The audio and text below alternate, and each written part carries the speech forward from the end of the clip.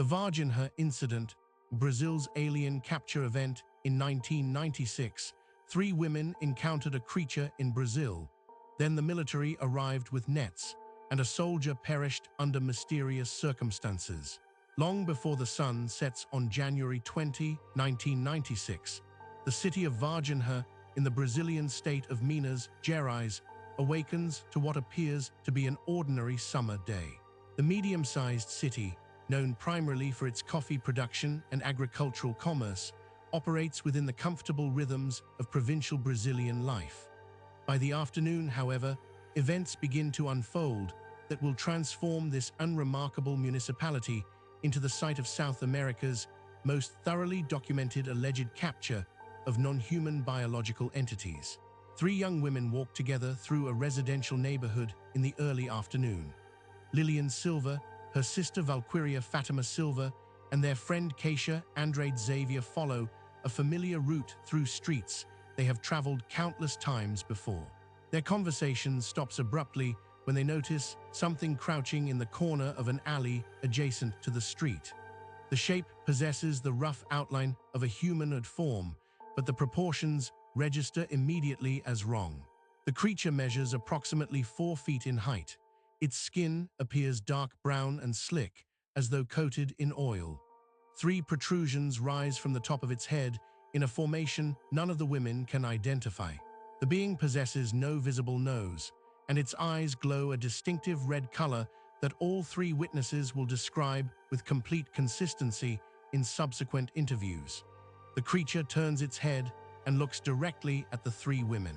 The eye contact lasts only seconds, but all 3 young women describe the same overwhelming sensation of fear, not the startled surprise of encountering an unexpected animal, but something deeper and more primal. They run. The story they bring home seems impossible, yet their fear remains visceral and undeniable. Their families listen with concern that extends beyond skepticism. Something has clearly terrified these young women, and their descriptions align with disturbing precision. Within hours, military personnel begin arriving in Varginha. Multiple residents across different neighborhoods observe military vehicles moving through residential streets with unusual urgency. Personnel carry nets and containment equipment through areas where civilians typically move freely. Witnesses describe seeing military teams surrounding locations and working systematically to secure something they cannot fully see. The deployment pattern suggests coordination and purpose. This represents no training exercise or routine patrol. The military presence concentrates on multiple locations across the city, indicating that whatever triggered the response exists in more than one place simultaneously. Residents who approach military personnel receive curt dismissals and instructions to return to their homes. The official position emerges quickly. Nothing unusual has occurred in Varginha. No operation has been conducted. The military vehicles and personnel that dozens of witnesses observe throughout the day simply do not exist according to official statements. The speed and totality of the denial strikes many residents as confirmation that something significant has occurred. The more forcefully the authorities deny any unusual activity, the more convinced the witnesses become that their observations carry weight. A second creature is reportedly captured later the same day. Witnesses describe seeing military personnel transporting what appears to be a living being secured in containment equipment. The descriptions remain consistent across independent witness accounts. The same approximate height, the same dark oily skin, the same 3 protrusions on the head, the same distinctive red eyes.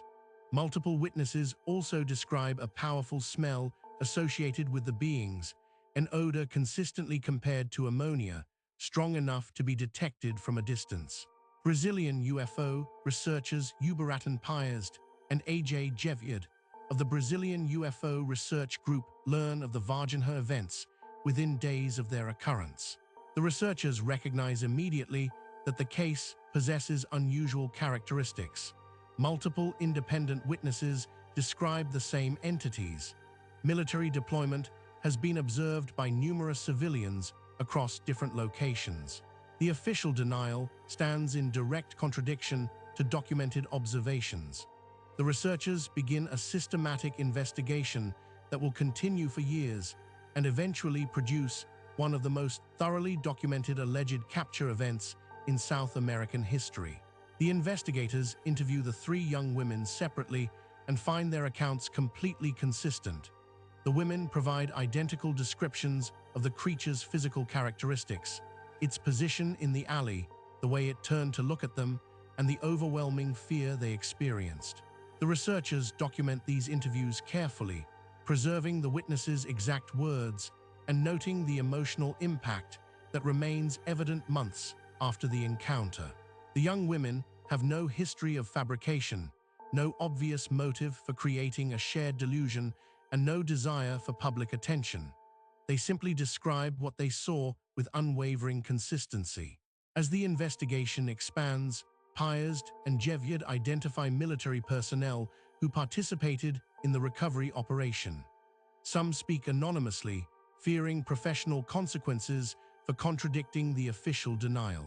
Others eventually provide testimony on record, describing their participation in operations to capture and transport non-human biological entities in Varginha on January 20, 1996, and the days immediately following. The military witnesses describe receiving orders to deploy to specific locations, arriving to find creatures matching the civilian descriptions, and participating in containment and transport operations under conditions of extreme secrecy. Medical personnel at the regional hospital of Varginha come forward with accounts of being involved in the examination or care of beings brought to the facility by military personnel. These witnesses describe entities matching the same physical characteristics reported by the civilian witnesses and the anonymous military sources. The medical testimony adds a crucial dimension to the investigation. Professional healthcare workers trained in human anatomy describe examining beings that possess fundamentally non-human physiology. 3 weeks after the initial captures, military police officer Marco Cherez passes away from an infection that physicians cannot identify or effectively treat.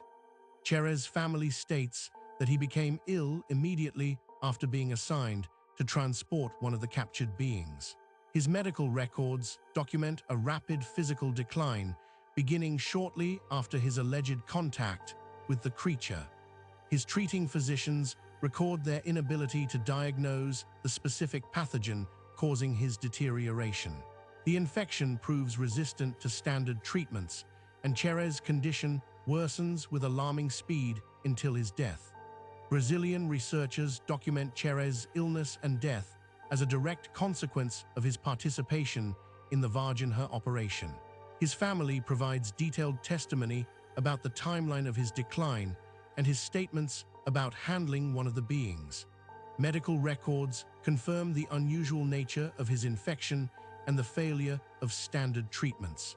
Cherez's death transforms the Varginha case from an encounter event into something more serious, a documented fatal outcome allegedly resulting from contact with a captured non-human entity. The pattern of witness intimidation emerges as researchers continue their investigation. Multiple civilians report receiving visits from military or government personnel who pressure them to recant their statements or cease discussing what they observed.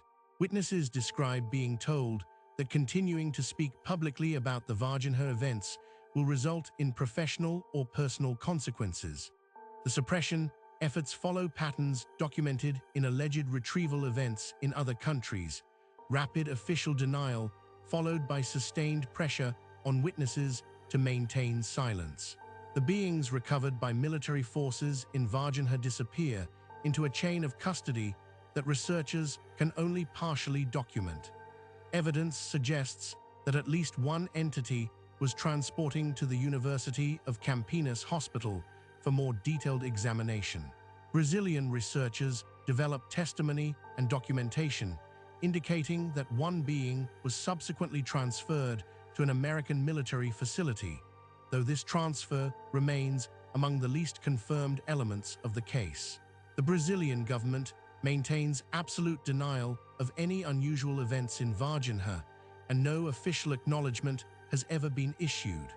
Former military personnel who provide testimony on record directly contradict the official position.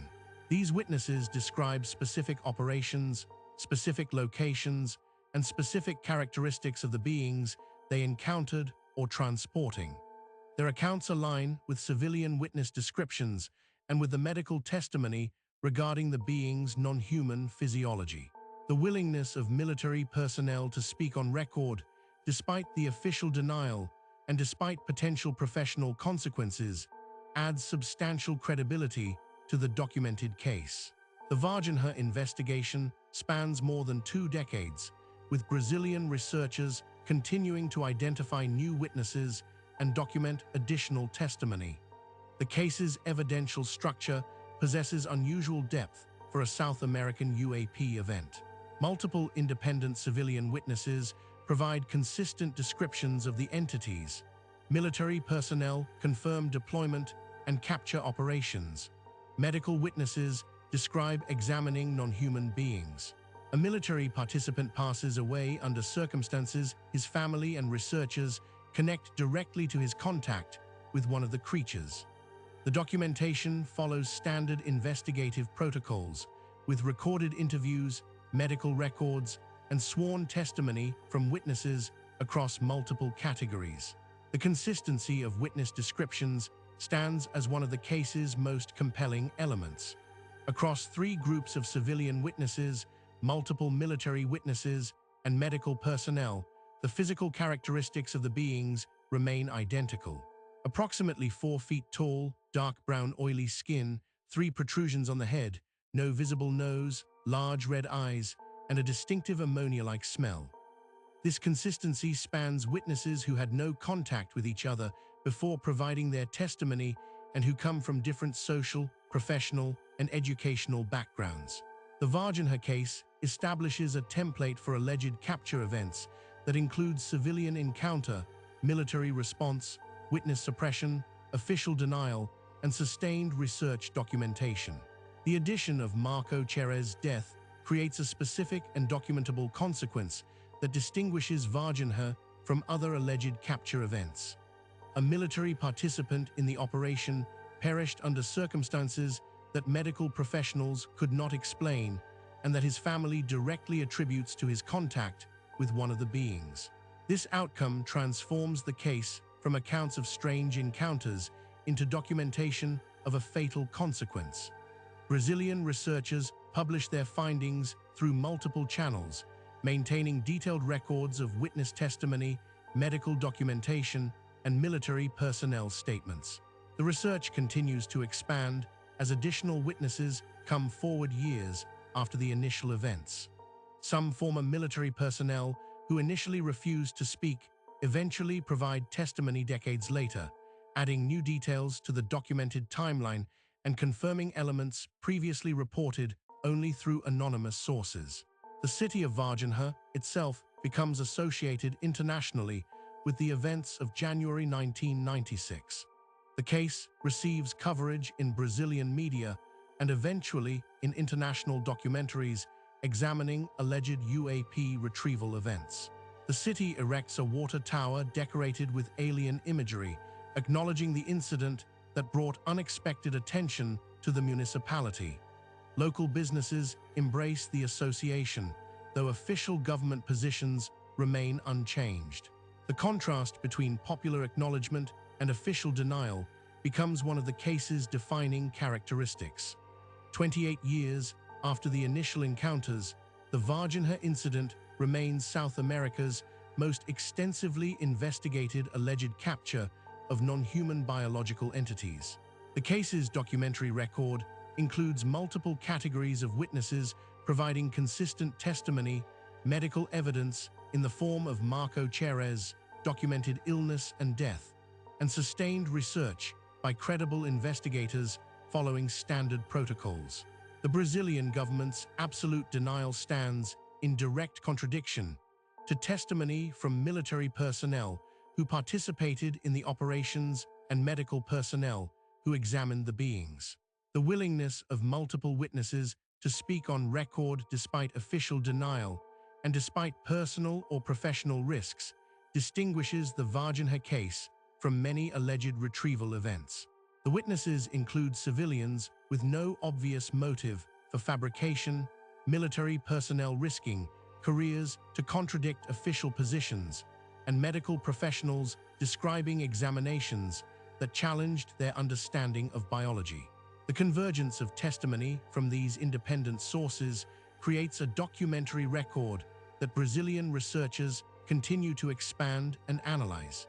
If you found this case compelling, subscribe to Vanishing Roads for more documented paranormal investigations from around the world. This story was created with AI assistance based on documented case files. All events reference real investigations and reported incidents.